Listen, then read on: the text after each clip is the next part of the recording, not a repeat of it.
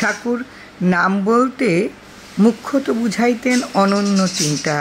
চিন্তা যখন এক খাতে বহিতে আরম্ভ করে, অন্য কিছুই তখন আর ভালো লাগে না, তখন নামে রুচির সূচনা হয়। এবং ক্রমে যখন এই চিন্তা অনন্য হইয়া যায়, তখনই আসে যথার্থ নামে রুচি।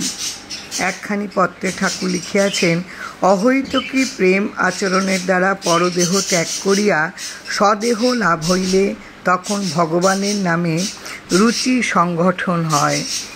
মুখ্যত বলিতে গেলে নামে রুচি ও প্রাপ্তি একই কথা।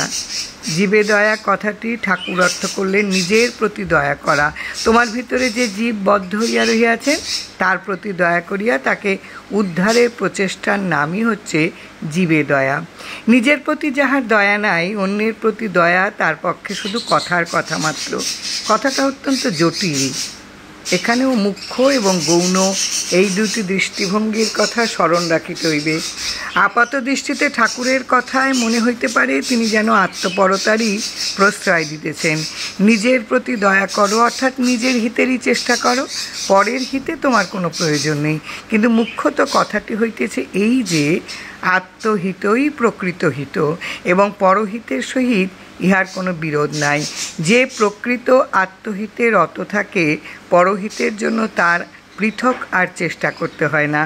আত্মহিতেই পরহিত, যাহা হইবার আপনা আপনি হইয়া যায়।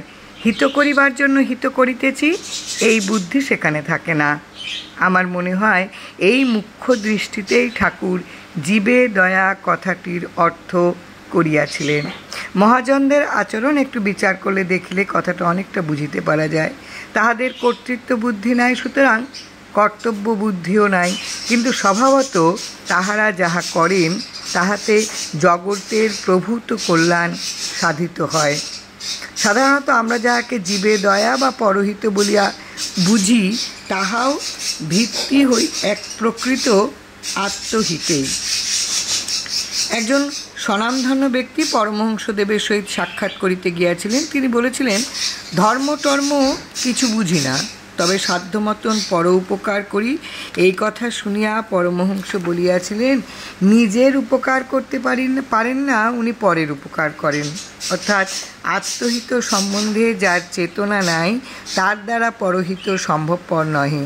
খাদ্যদ্রব্যে ভেজাল তেল দিয়া হাজার লোকের স্বাস্থ্যহানি ও কখনো জীবন আশঙ্কা ঘটাইয়া অর্জিত যে অর্থ, তার কিয়দংশ ব্যয়ে প্রতিষ্ঠিত যে হাসপাতাল, তাহাতে পরের হিত হইতে পারে, কিন্তু তাহা পরহিত নহে। তাহা না হইলে নাম যশাদির লোভে জনহিতকর প্রতিষ্ঠানে মুক্ত হস্তে অর্থদান, ঘিয়ে চর্বি মেশানো, অর্থে ধর্মশালা নির্মাণ, অথবা ইলেকশনে এখানে সেখানে 2-4টি নলকূপ স্থাপন ইত্যাদি কার্যাবলীও জীবে দয়া সংজ্ঞার অন্তর্ভুক্ত হইতে পারিত। যে কোনো কার্য বা ব্যবস্থার ফলে পরের হিত হয়, তাহাকেই পরহিত আখ্যা দেওয়া চলে না।